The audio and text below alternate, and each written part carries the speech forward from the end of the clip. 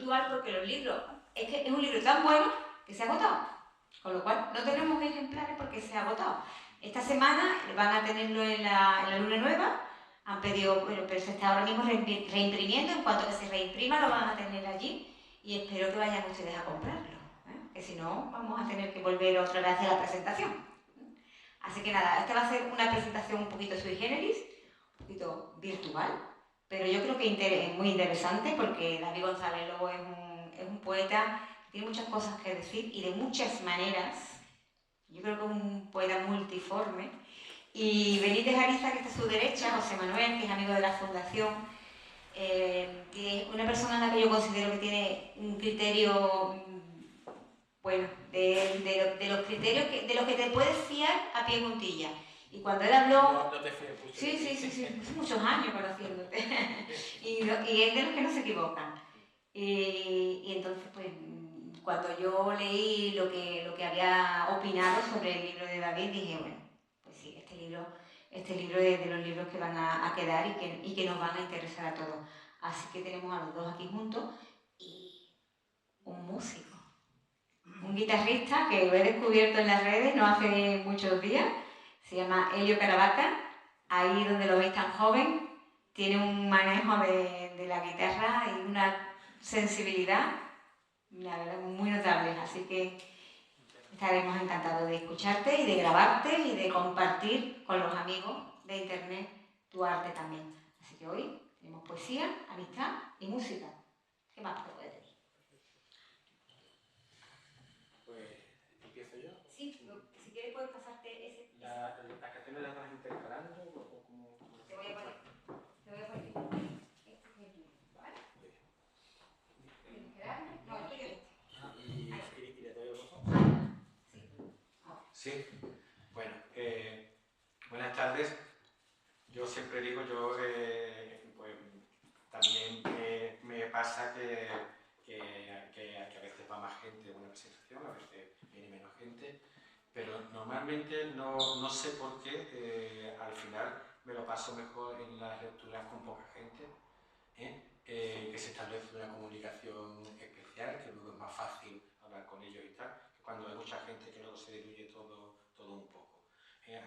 Así que bueno, yo creo que el número de personas es indiferente, sino que lo importante es que hablemos del libro, que eso quede y que, bueno, y a ver si yo consigo transmitir el entusiasmo que a mí me ha causado este libro.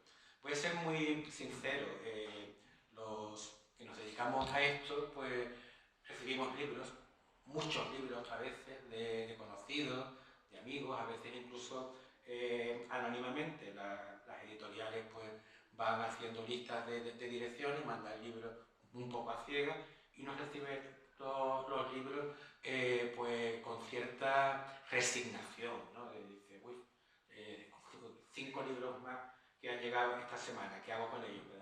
¿Cuándo los leo? ¿Dónde los pongo? ¿No? Esa es la maldición de los que nos gustan estas cosas, ¿no? Que los libros nos invaden. Y el libro de David González Lobo, yo ya conocía la poesía de David, sabía que me iba a gustar, pero bueno, lo puse en la mesa y digo, a ver, ya lo leeré. Y bueno, el libro fue creando su propio campo gravitatorio. Yo me acercaba al libro, veía un poema, veía dos, decía, esto está bien, tengo que encontrar un par de horas para sentarme a leerlo con tranquilidad. En aquella época, ya se lo conté a David, me pilló con problemas familiares, líos médicos y tal, y entonces me pilló muy desbordado. Pero el libro, insisto, fue ejerciendo su poder gravitatorio, me metí en él y me di cuenta que teníamos un gran libro entre manos. Se lo dije a David en ese momento, mira, siento no haberte contestado antes, tal y cual, el libro me ha encantado, ya cuando me enteré que David lo presentaba en Cádiz, fui a verlo y lo volví a leer para llevarlo fresco, me gustó todavía más, lo cual yo creo que los libros, como las películas, según sean buenos o menos buenos, van de gustar más a gustar menos o de gustar a gustar más. Las películas, hay películas que uno las ve, eso pasa muy bien, pero la segunda vez ya se aburre, ya no puede con ellas. Y al revés, hay películas que uno la segunda y la tercera y la cuarta cada vez gusta más. Y este es el caso de este libro. Lo he leído por tercera vez para presentarlo, tomando notas, percatándome de que las impresiones subjetivas de las dos primeras lecturas se podían sustentar en datos concretos, que un estudioso podría hacer un gran ensayo sobre este libro, porque el libro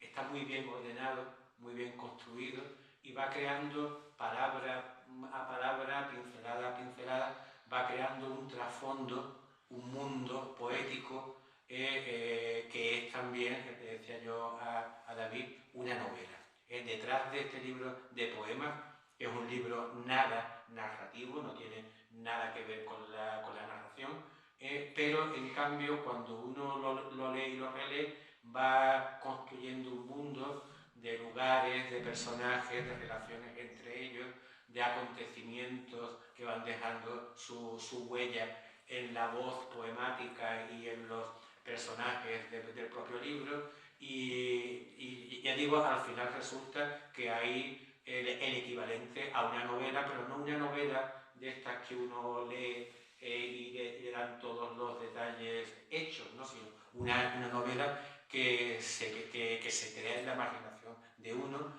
y que adquiere toda la profundidad y toda la riqueza imaginativa que uno les quiera dar, ¿no? Porque es una novela potenciada por la fuerza de la poesía. Esa novela mental que uno construye tiene todos los ingredientes de potencia e intensidad que les presta la poesía. El libro se llama Frágiles, no lo he dicho, es un título bonito que tiene mucho que ver con su contenido, porque habla de las relaciones humanas, del recuerdo, de la historia personal, de la intimidad, de las obsesiones de que unen y separan a las personas, y todo eso dibuja, traza un entorno de fragilidad. Frágiles es un título muy bien puesto al libro, que ya ahora veremos por qué. Y bueno, yo tengo aquí, como ven, no estoy leyendo, no me gusta redactar las presentaciones, me gusta hablar. Y tengo anotados algunos datos de la solapa del libro, que creo que merece la pena comentarlos, ¿no? David González Lobo es venezolano, de 1965, nace en una ciudad de la que yo no había oído hablar, mea culpa, Barinitas, que está cerca de otra ciudad más grande, se llama Barinas, que es capital del estado del mismo nombre, ¿no? El dato es interesante porque Barinas es un estado interior, y una palabra muy bonita que aparece varias veces en el libro es piedemonte. Él describe varias veces el paisaje del entorno familiar como el piedemonte andino, porque, bueno, imaginen el mapa de Hispanoamérica, Venezuela está arriba, junto al Mar Caribe, y ahí es donde empieza, donde arranca la curva de los Andes, que luego baja como columna vertebral de todo el subcontinente. Entonces este estado está en el piedemonte andino, que ya digo es un dato relevante para visualizar el libro. He leído también, no sé si eso es una etiqueta turística o tiene un fundamento, que Barinitas es cuna de los poetas, ¿no? Eso, si quieres nos lo comenta luego, pero bueno, hay un poeta de Barinitas que es cuna de los poetas. Bueno, él ha publicado parte de su obra en Venezuela y la reunió allí en un libro llamado Dulcámara y otros poemas, que se publicó en 2012 y entiendo que es el que se reeditó luego aquí en España en 2013, ¿no? Se editó Dulcamara nada más aquí. Ajá. En la poesía reunida mía se editó en Venezuela. Ajá. pues eso, Dulcámara y otros poemas, y la edición española solamente recoge Dulcámara, que es un libro que además, si a ustedes les gusta pues funciona muy bien como díptico, merece la pena leer los dos juntos. Él es licenciado en letras, pero también es técnico superior en gestión y organización de recursos naturales. Y yo creo que esa visión también de persona con un trasfondo técnico, con conocimientos técnicos y prácticos de la naturaleza, se nota también en su mundo literario. Hay otros datos en Solapa que no comento, y actualmente trabaja como profesor de lengua y literatura en San Roque. ¿No? En la línea. En San Roque, todo que lo ponía. Vivo en San Roque. Vive en San Roque, eso. Bien, codirector de la revista Tinta China, ya que he tenido alguna vez el placer de poder publicar algún poema, una muy buena revista poética digital. Y ya entramos en el libro, que vamos a ir recorriéndolo sección por sección, y dejamos que David de cada sección lea los poemas que yo menciono o los que él quiera, ¿vale? Ahí, por supuesto, tú puedes contradecirme, puedes discutirme, se trata de que hablemos, y también pues le dejaremos, le iremos dando pie a Elio Caravaca, que estamos deseando también de oír sus actuaciones musicales. El libro tiene 5 partes, es un libro espléndidamente estructurado, eso es importante. Yo cuando hablo con otros poetas me dicen que lo importante es que cada uno de los poemas se sostenga por sí solo, que la unidad que hay que tener en cuenta es el poema, que el hecho de que se publique el libro o no es accidental. Y yo con eso no estoy nunca del todo de acuerdo. Los poemas tienen que ser unidades logradas, autónomas, independientes, pero existen los libros de poemas porque responden a un propósito del autor de ordenar de una determinada manera un ciclo poético que a él le interesa presentar de ese modo. Y este libro está espléndidamente ordenado, ¿no? Voy a ir parte por parte. La primera, que no es la más extensa, se llama Páramo, y un poco traza el punto de partida, el panorama inicial del que parte el libro.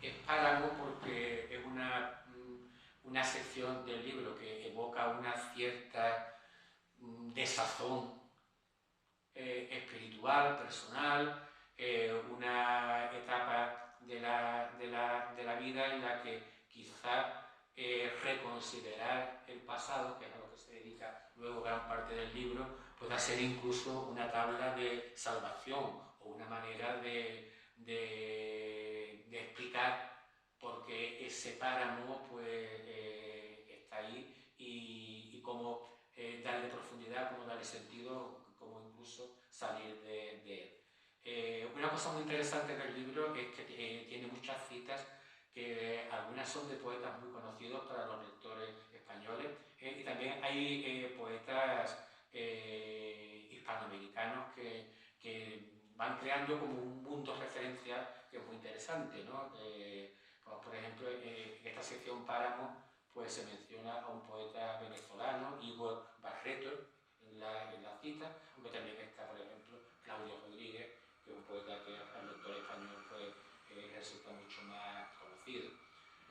De esta sección, David, yo iba a pedirte bueno, tengo aquí anotados varios poemas. Hay uno que lo he destacado especialmente, que es Arquitecto, que de alguna manera es un poema que describe la construcción de un escenario, que yo creo que por eso es importante que esté al principio. Hay una especie, en esta sección también, como de regresión a la infancia, a un renacer, ¿no? El poeta dice: estoy desnudo en un nido de paja y barro. Luego hay unas evocaciones de figuras ensimismadas, que yo no sé si son contrafiguras del propio poeta o anticipo de los personajes que van a ir apareciendo luego. Y hay también un elemento importante en esta presentación, que es la naturaleza como lugar de epifanía, ¿no? Que yo creo que es lo que sucede en un poema que empieza cuando te habita un sauce, que es también un verso muy, muy hermoso. Pues coméntanos esta primera sección del libro, David. Hola, buenas tardes. Bueno, voy a empezar por dar las gracias a la Fundación Caballero Bonal, a Josefa Parra, en representación de la Fundación Caballero Bonal, por supuesto a José Manuel Benítez Ariza, que me acaba de presentar parte de mi libro, y a Helio Caravaca, un músico maravilloso. Bueno, quiero empezar diciendo que mi pueblo es tierra de poetas porque han salido poetas extraordinarios, como Enriqueta Velola Rivas, su hermano, también un poeta modernista muy, muy conocido. También Alberto Arbelo Torrealba y muchísimos poetas han salido. Dicen que en Venezuela hay poetas como Flori, hay muchos. Y bueno, soy del Piedemonte y es muy importante, como tú acabas de mencionar, porque toda esa naturaleza que tú nombras presente en mi poesía tiene que ver con una lluvia importante. En mi pueblo llovía más que en todas las ciudades de Venezuela, con excepción de la selva. Entonces mi vida pues funcionó en torno a dos grandes ríos que atraviesan Barinitas, la pequeña Barinas, considerada una ciudad viajera, la ciudad de Barinas en la historia, tuvo 3 sedes y una de ellas fue Barinitas, pequeña Barinas, y bueno, ya luego se desplazó más hacia abajo, hacia los llanos. Pero bueno, al lado de mi casa, a 150 metros de mi casa, que lo nombro en un poema, y también pues estaba el monte, pero en el monte había una quebrada, un terreno quebrado con arroyo. Nosotros eso lo llamamos así, arroyo, quebrada, a los pequeños arroyos. Y bueno, esas referencias, vengo también de una casa muy especial, donde mi madre pues tiene un vivero público, digamos así. Vivero público no cobra nada, regala las plantas, porque tiene manos verdes y porque está ayudada por una naturaleza esplendente. Yo, a diferencia de mis hermanos, siempre fui un chico más bien taciturno, más bien entregado a la contemplación, al silencio y a escuchar cuentos de terror y de miedo que me han impedido dormir toda la vida. Eso ha formado parte un poco de mi mundo. En el 2014, después de la edición de mi poemario Dulcamara, de la edición en Sevilla y de la edición venezolana, que fue más o menos paralela en las fechas, pues empecé a escribir este libro. Soy un escritor lento, muy lento. Estando trabajando, ya lo ha mencionado José Manuel,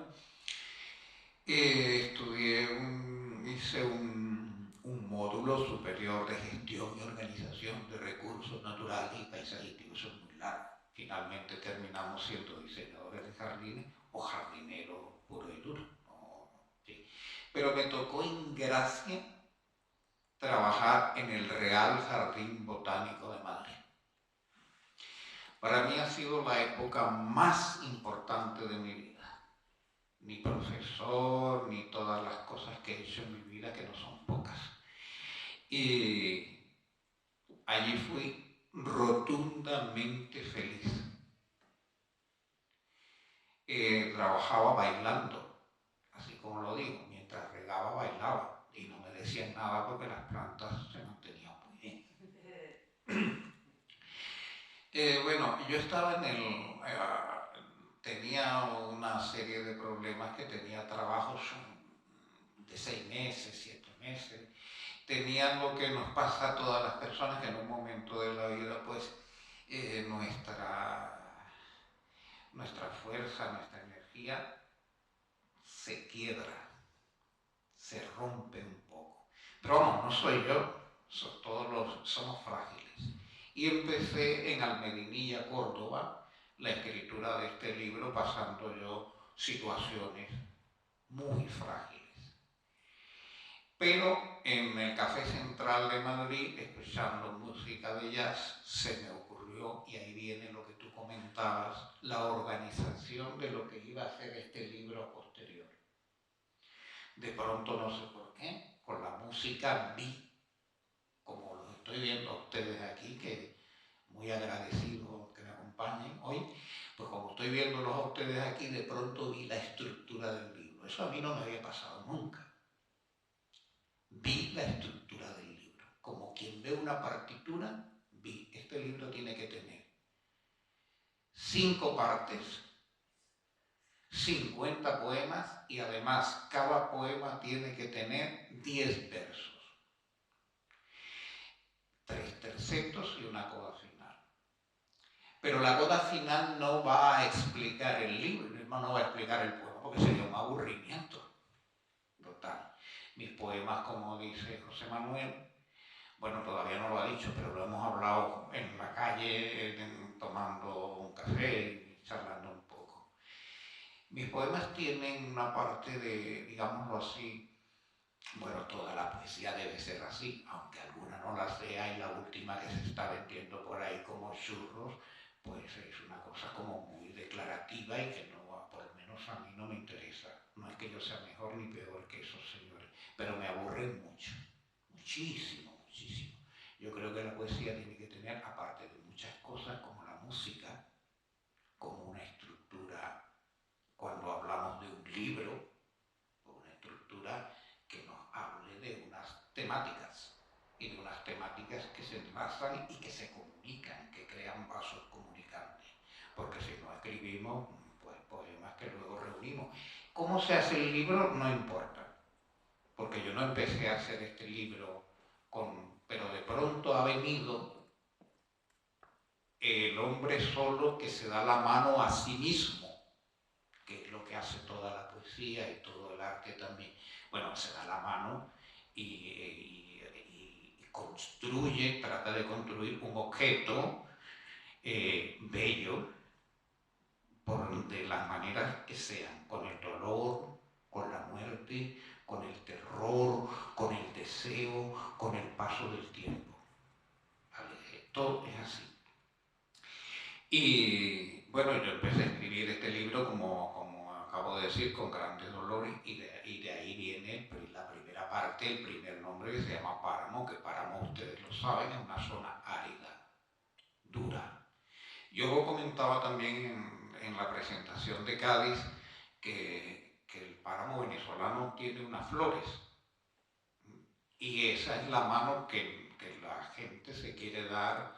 Es decir, la poesía siempre va a la búsqueda, a la persecución de algo hermoso. La hermosura no está solamente en las flores, no está solamente en la luz, incluso está, leyéndolo a él precisamente, está en la luz que sale de la luz y en la luz que sale de la sombra.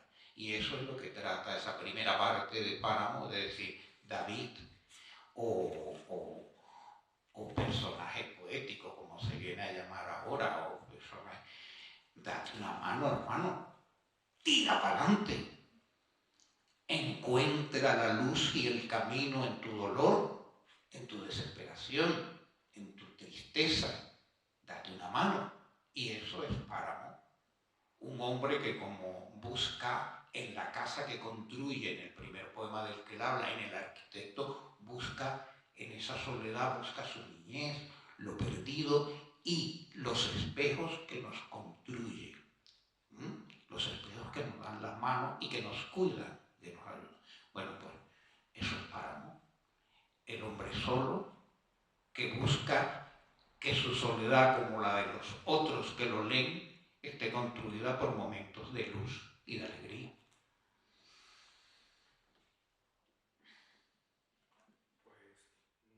No sé si leo el poema Arquitecto o si tú... Yo creo que el público estará deseando de que les lea un poema. Bueno, pues voy a leer el Arquitecto o el que tú quieras. Bien. De esta primera sección.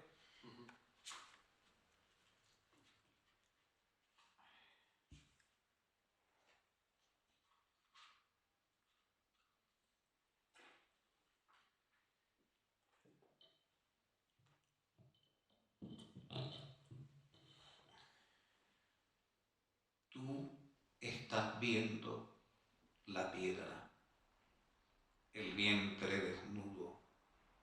No te imaginas la casa ni a las personas. Se pierde la argamasa, el llanto, el hambre. Es la estrella, el agua y el aire vibrando. Una esquina desierta, un quizás, el 2 posible, el 3 con forma de puerta, el vestíbulo con su hoja azul. Tienes 3 muros, tienes todavía un niño y un arbusto en el solar. Dibujas en el suelo una silla, una voz, el todo con ventana, el pan, la boca.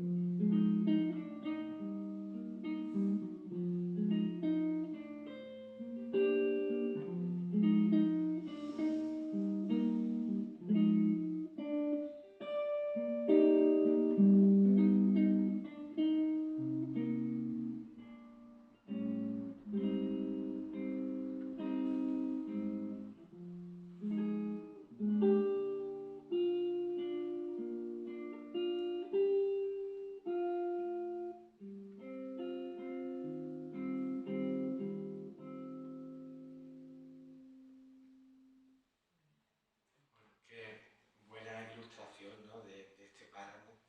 Es el My Funny Valentine, es de las canciones más tristes que conozco, pero también más hermosas. En fin, esto no estaba preparado, estoy emocionado. La segunda parte del libro se llama La raíz se queda en los pájaros, que ese título queda explicado en el poema homónimo que se incluye en esta sección, que habla de un naranjo seco, en fin, que ya el poema lo explicará mejor David, pero en el que hay dos datos que ya empiezan a construir ese trasfondo del que yo les hablaba. Se habla del padre dibujando, el padre dibuja, talla pájaros, teje redes para pescar a una pequeña red redonda para pescar en un río. Él le llama atarraya, que es una palabra que yo no conocía. Bueno, pues ahí se va prefigurando ese personaje del padre, y también aparece una tienda que es un lugar importante, es el negocio familiar, es donde está el padre haciendo sus cosas, y se reitera ese lugar a lo largo del libro. de las citas que digo que le he prestado atención, está Octavio Paz y está muy significativamente un verso del poema Vendrá la muerte y tendrá tus ojos, de Cesare Pavese. Bueno, la sección se abre con un poema. Bueno, la sección habla del padre, de la muerte del padre, pero muy curiosamente estas inversiones abundan en el libro. Es un hijo muerto en este poema el que se dirige al padre. El padre y el hijo intercambian papeles y es el hijo muerto el que se dirige al padre, ¿no?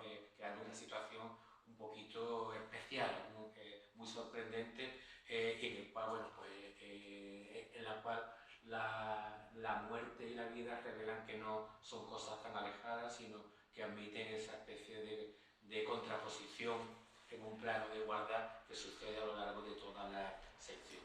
El poema donde se habla realmente de la muerte del padre es 5 de enero de 2015, en el cual también se reitera esa idea de que hay una especie de intercomunicación o incluso de metempsicosis, ¿no? entre el padre y el hijo. El hijo representa de alguna manera la continuidad del padre.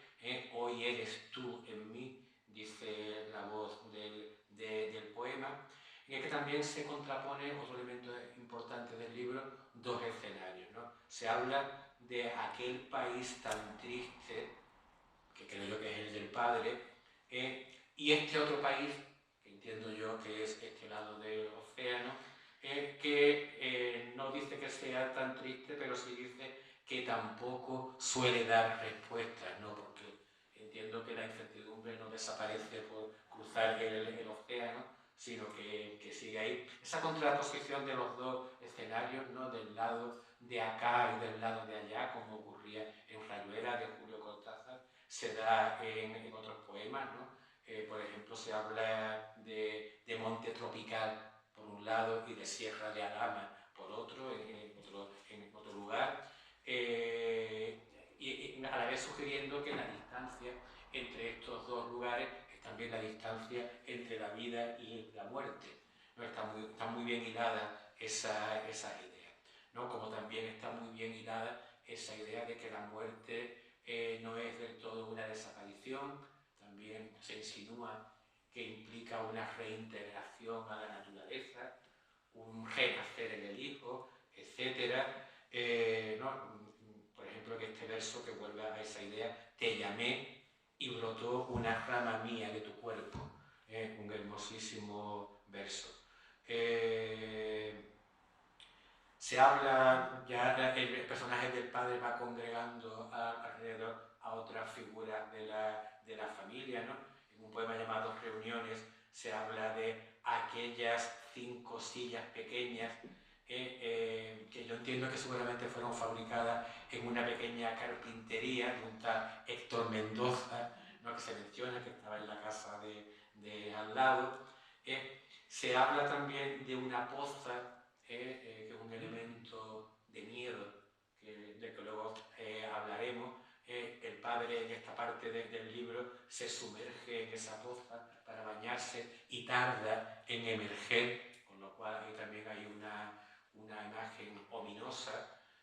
Y también se habla de esa costumbre del padre de tallar pájaros de madera para venderlos en una tienda, que son pájaros que cuando para la lluvia, el padre talla mientras llueve, cuando para la lluvia esos pájaros echan a volar.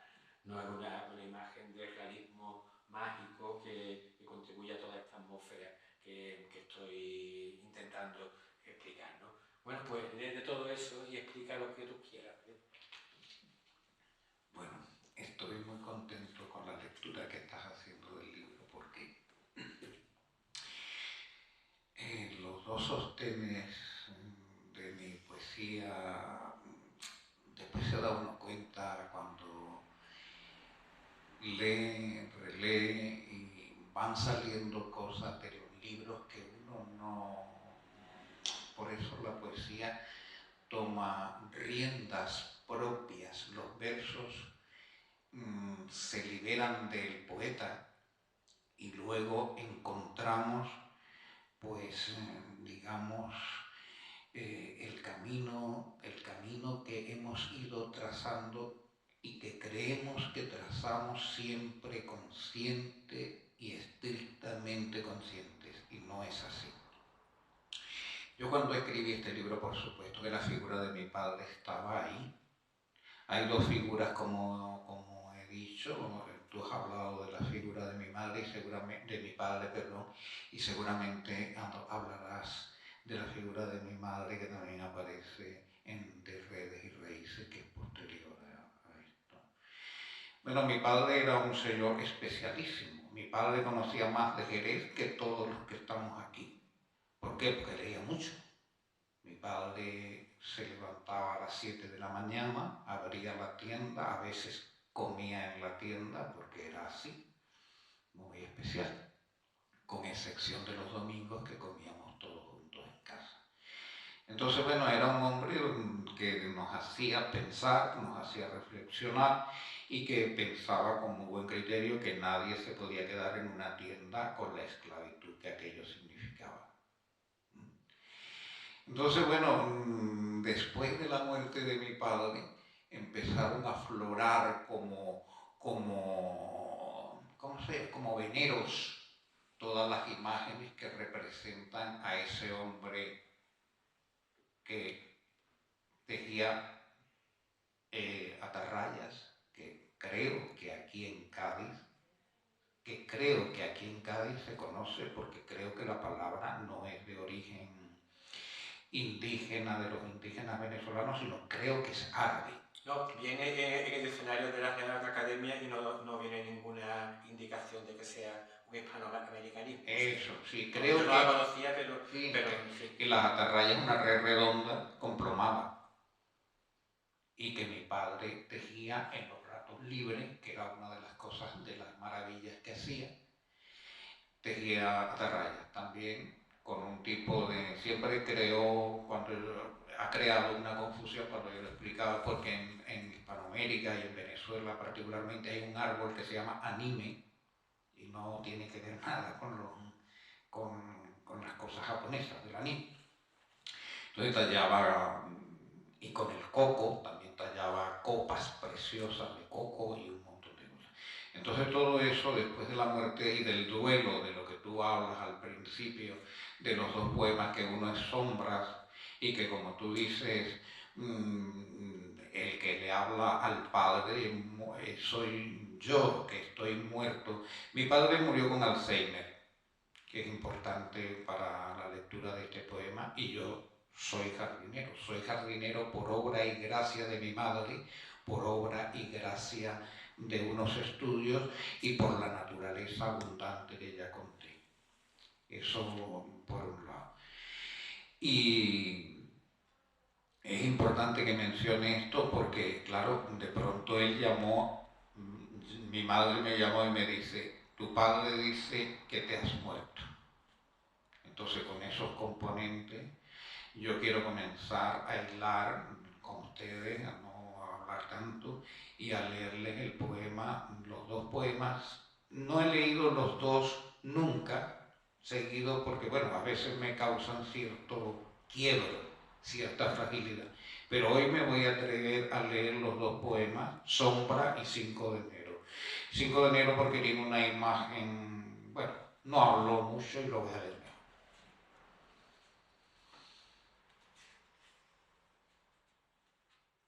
Papá, yo quería decirte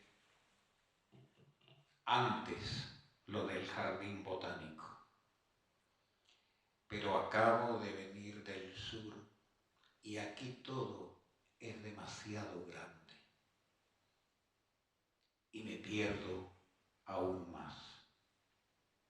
Le decías a mamá que yo había muerto y me llamabas en el sueño y en la vigilia. Como un animal me llamabas, porque el dolor de perder un hijo es un eco tristísimo. Intuías esa pérdida solo con las vibraciones de tu primera memoria. Me buscabas entre los pechos de tu madre, pero yo era solo tu hijo muerto cruzando el Guadalquivir. En la barca ibas tú hacia la gran laguna en mi cuerpo. Era yo una copia de las sombras dulces de tu espalda en el río. Cuando la red cae, el agua se va tan rápido y los senos quedan vacíos. Papá, yo quería decirte lo del jardín, pero ayer tú estabas conmigo cuidando los rosales.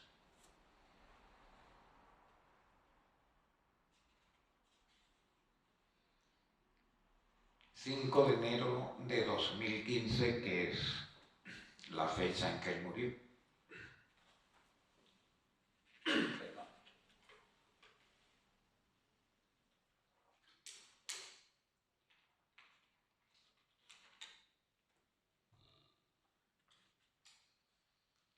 Hace un año te fuiste a pescar otra vez y aunque quería oír tu voz lenta y confusa, esa gran ballena que también es Dios y esas aguas negras del mar de la muerte no te dejaron volver. ¿Y para qué? Apenas tenías un cuerpo pequeño y humilde en aquel país tan triste. No hablaba contigo a diario ni ahora. Si te lo dijera, te reirías de mí y moverías los brazos como alas de torcaza. Solo vibrabas como un alambre en las ventiscas. Hoy eres tú en mí, en el cristal de esta ventana que da al puente y al final del río. No tengo argumentos ni respuestas en este otro país que tampoco las suele dar. Pero cuando bajaba las persianas, vi otra vez la luciérnaga.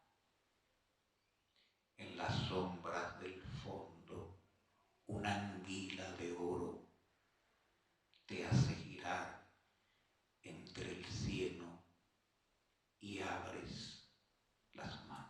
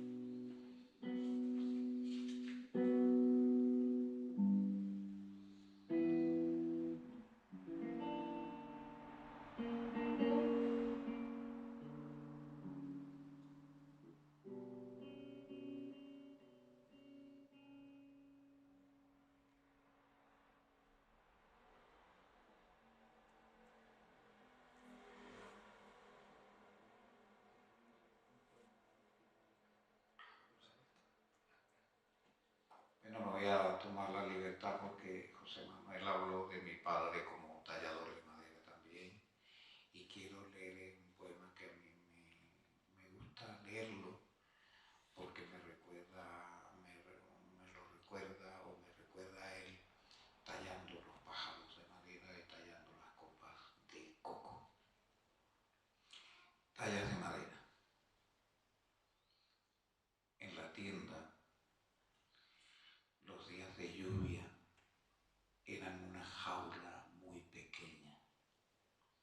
Quien ha oído 50 años los pájaros del trópico abre una puerta y mete las manos en su corazón como si los dedos fueran la horqueta de una rama y la palma una mesa de frutas en la que cae y cae la música, la algarabía y la miel. Se asomaba al patio los días de sol y susurraba a los pájaros. Cuando faltaba uno en los espejos de la luz, esperaba la lluvia para tallarlo. Lo dejaba en la vitrina, dormido en su nido. Con la tormenta rompía el cristal y su cuerpo volvía a las ramas y a los espejos.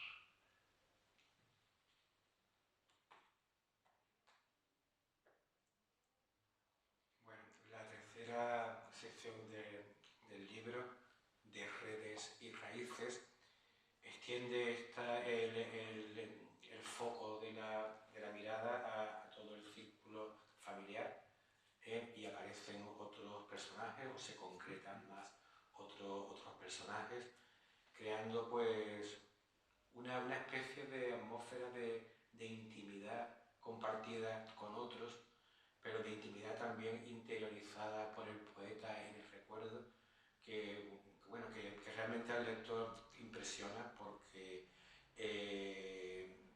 hay descripción de ambiente, hay mucha concreción visual en estos poemas, pero hay también esa neblina del recuerdo, de la distancia, de la nostalgia, que no es una nostalgia declarativa, no es decir echo de menos esto, sino es una nostalgia creada por la propia luz que ilumina los poemas. Está muy, muy logrado ese efecto, ¿no? Ese efecto casi cinematográfico por la manera de iluminar el poema, se crea la distancia emocional que el poeta quiere darle a esa escena en concreto.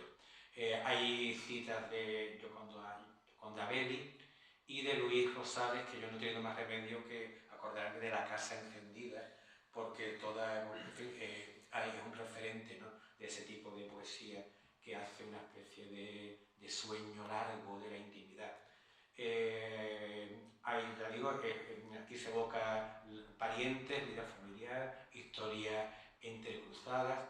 Hay un cierto ensimismamiento de los personajes que los distancia y los entre sí, pero a la vez les presta a todos un aire familiar. Aparece, por ejemplo, el padre tejiendo una red, y esa red aparece luego, como ya hemos anticipado, en el poema La atarraya, en la que habla de un hermano que imprudentemente, ¿no?, se va al río con la red que ha tejido el padre, y el poema es un poco ambiguo. Yo no sabía cómo preguntarle a David si hablaba de la muerte de un hermano o afortunadamente es solo un susto, un aviso, pero es también pues, una prefiguración del miedo que queda en la memoria del poeta. Se habla de otras figuras, ¿no? Una tal tía Celina, por ejemplo, de la que a lo mejor ahora nos habla David. Se vuelve a esa identificación. Antes hablábamos de un sauce, ¿no? Ahora es un abedul hablo con los árboles, dice el poeta, como si hablara con mi madre. Habla también de la muerte, no solamente de la muerte como drama familiar, sino de la muerte como espectáculo cotidiano, ¿no? Habla, por ejemplo, del sacrificio de pollos y gallinas, a cambio del cual se le daba un pez sapo al matarife, ¿no? Dice la muerte, esa muerte que hemos hablado, sucedía los fines de semana al mediodía. Una manera muy curiosa de hacer cercana, incluso habitual, la muerte como parte de la rutina, ¿no? de la vida. Se habla de unas tales Delia y Filomena que van compartiendo, que van transcurriendo por la penumbra de un camino a través de un bosque, como en un cuento infantil. Se habla, el título ya es maravilloso, ¿no?, de la tía Josefa que espera a su lento novio. Y hay un poema, todos los que he mencionado son maravillosos, pero hay uno que me ha parecido más asombroso, que es la gaveta de la cocina, en la cual pues se habla de ese mueble o de esa caja que hay en la cocina, en la que hay cosas propias de una cocina, pero también es el repositorio de la intimidad, de los recuerdos, de los pensamientos privados de la madre, ¿no? En contraste con un ruido de fondo que hacen las hermanas.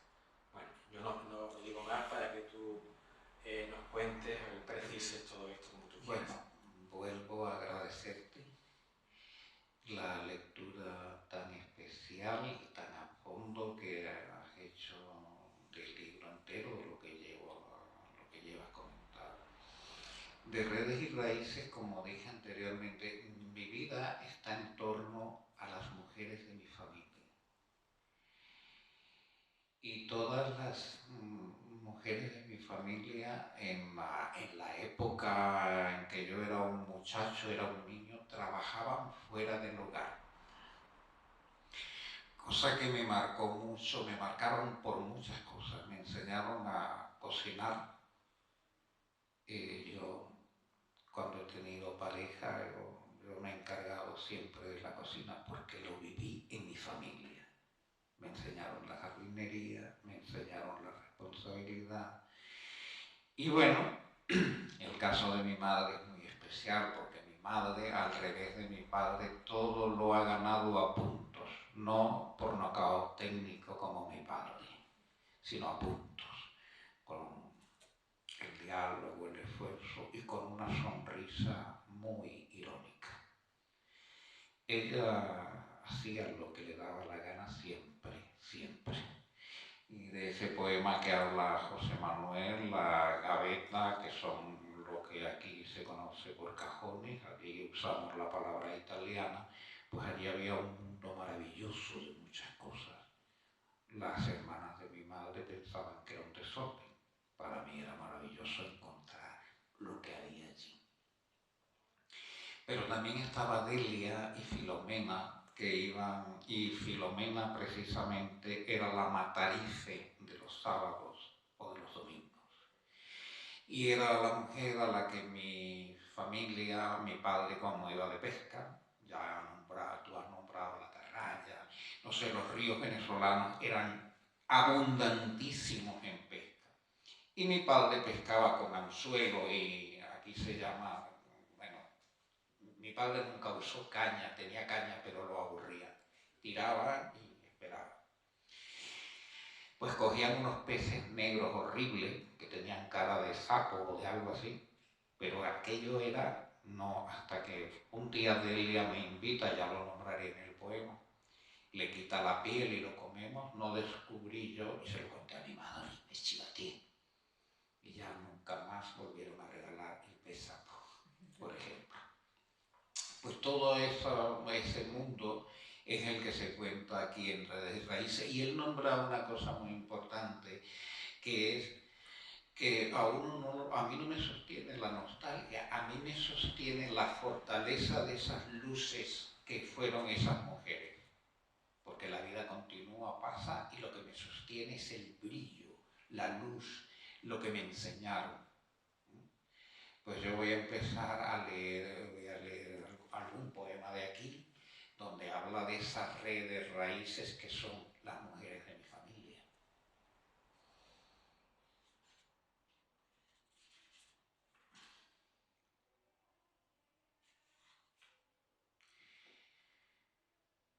Voy a empezar leyendo un caso muy particular, que es así como de estas cosas que pasan en los pueblos. Dicen que mi padre, antes de estar con mi madre, se enamoró de una de las hermanas. Y mi madre fue la única que se casó de 5 hermanas. Se llama la tía Celina, 47. Bueno, 47. El libro no existe hoy, por los motivos que sean.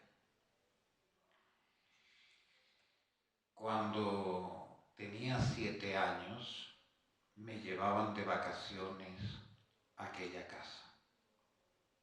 Yo venía de una en la que no se cerraban las puertas,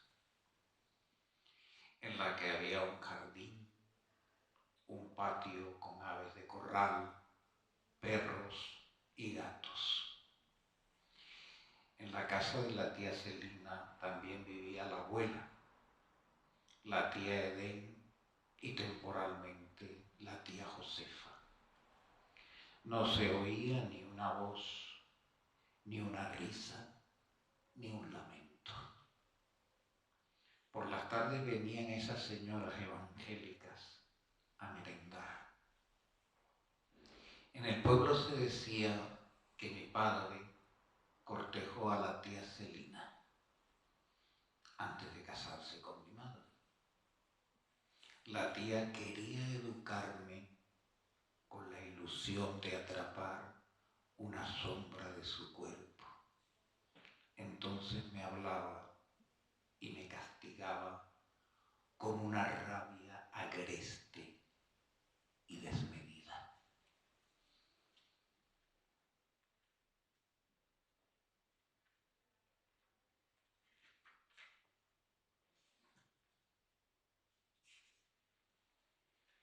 Abedul. Sobre las hojas de abedul escribo.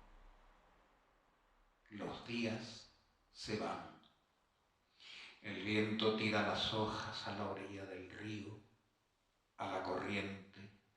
Algunas giran en los remolinos y otras se elevan ladera arriba. Hablo con los árboles como si hablara con mi madre o con las muchachas de mi pueblo o conmigo mismo. Las palabras se llenan de humedad en forma de rocío, de llovizna, de chaparrones, de largos días de lluvia. Con la niebla se abren las ramas y llaman a la luz del relámpago o a la luz del sol intenso. Son puente los árboles y me conmueven todos. Cada uno me cuenta un secreto y muy leves van saliendo por mis ojos.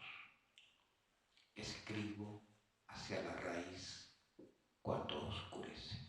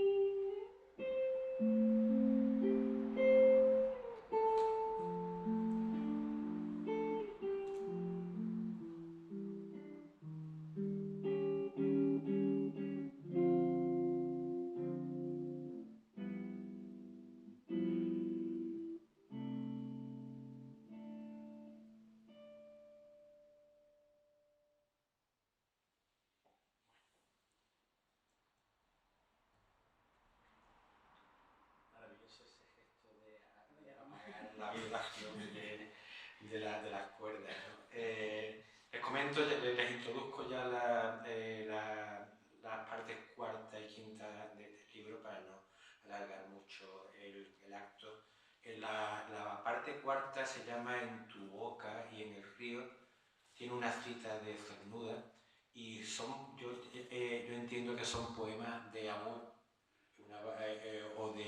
o al menos presuponen una relación con otra persona que está allí como objeto de amor, ¿no? Hay un poema precioso que se llama Verano, en el cual pues se evoca otro escenario de esos precisos que él va dando, que en este caso es Brácana, un pueblo de Granada, ¿no?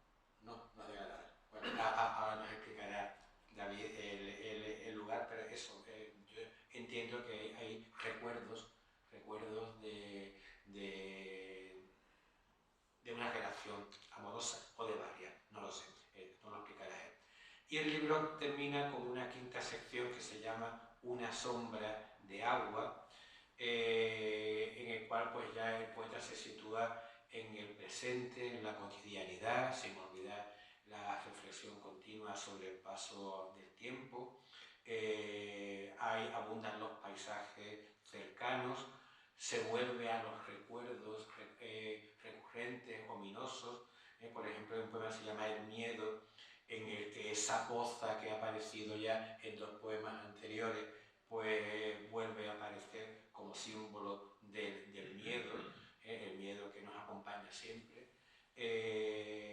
Se habla de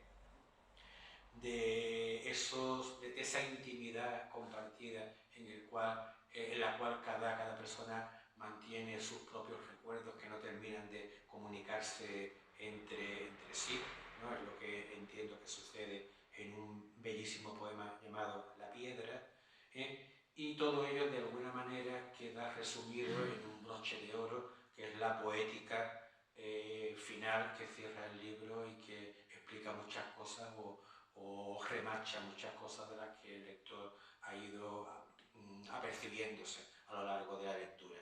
No digo más, sino dejo ya que David cierre la lectura y que la cierre también Elio con su música. Gracias.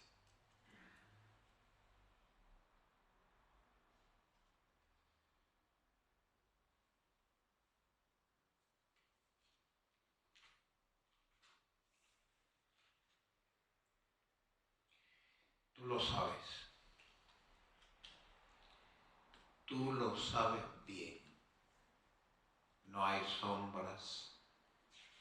Mi voz es clara. El sol del sur al mediodía. Un descampado donde el jardinero deshierva y pareciera arrancarse a sí mismo y hacer otra alfombra de hojas y raíces para que la tierra se ilumine de nuevo. Vuelve, tú lo sabes. No estás, pero lo sabes. La delicadeza, la intensidad, tú lo sabes. La flor de tu cuerpo.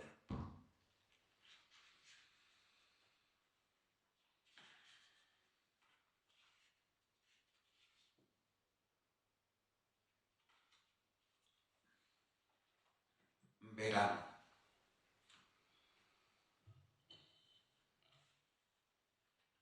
Pasa una araña roja por el espejo de la intimidad. De su luna brota una flor de alcaparra de la carretera que me lleva a Brácana. Y entonces regresa el jeroglifo de tus labios, tu mano que se aprieta a tu brazo, rígido de nervio y estallido, tu elástica cintura en sal vibrando. Este rastro al lado de tu puerta es una insinuación de bosque y 3 mariposas. Un arroyuelo subterráneo llena de bocas en la repentina neblina, tu perfil, tu cuello, el almácigo del lóbulo de tu oreja, en ese lecho de hojas secas. Queda la ribera y tu perfume, y el sol en este puente.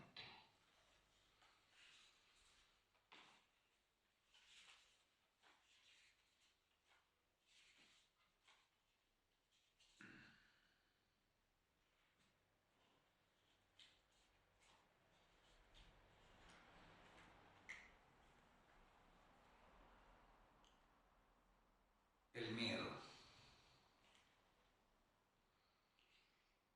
Te bastaba mirar cómo se hundía la cascada y la fuerza con que se elevaba. Una palmera rozando el vuelo de los colibríes, las hojas, las telarañas y el viento.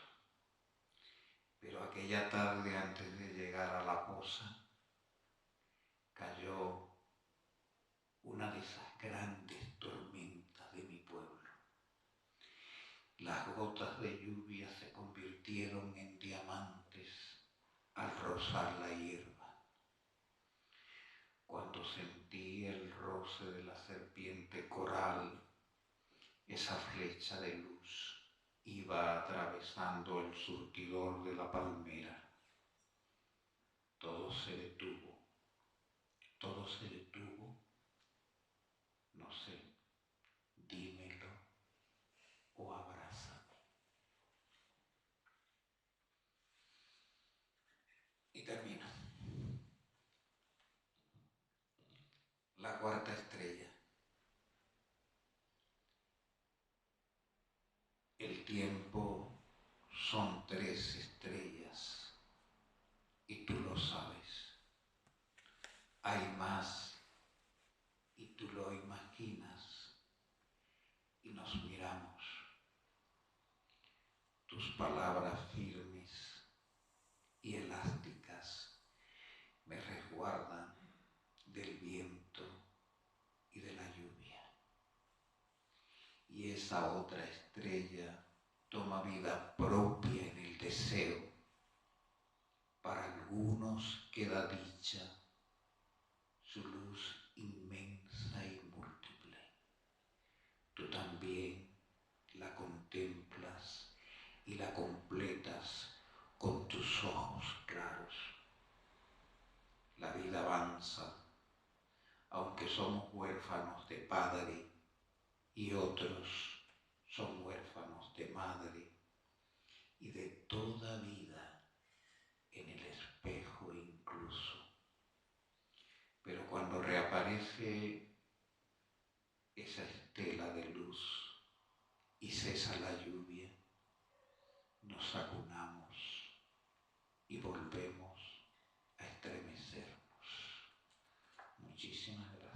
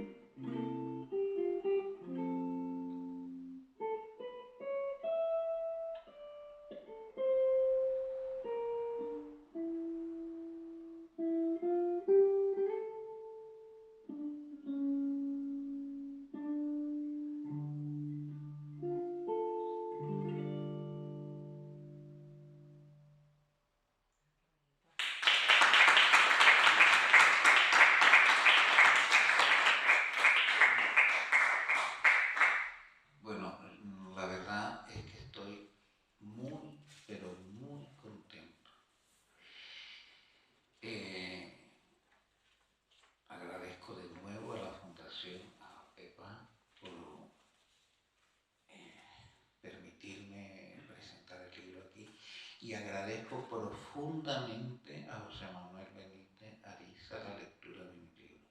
No sabía yo por cuál de los tantos poemas que mencionó leer. Es decir, que me he perdido un poco en ver cuál leía, porque lo describió de tal manera, lo describió, más bien lo sintió, prefiero esa palabra, los contó, los miró, los mimó, y eso es de agradecer hoy día que alguien presente un libro como lo has presentado, como nos lo has enseñado, y como todo buen presentador nos hace ver cosas que a veces no vemos los autores en el libro. Cada presentación, cuando es buena, nos hace reconocer hilos que no habíamos visto en los poemas. Por supuesto, el libro es mío, yo estoy muy contento con el libro porque ha sido recibido, acogido y recogido de muy buenas maneras en todas partes. Pero esta presentación me gusta especialmente. Quiero decirlo públicamente para que lo sepa y se esponje también como estoy yo esponjado.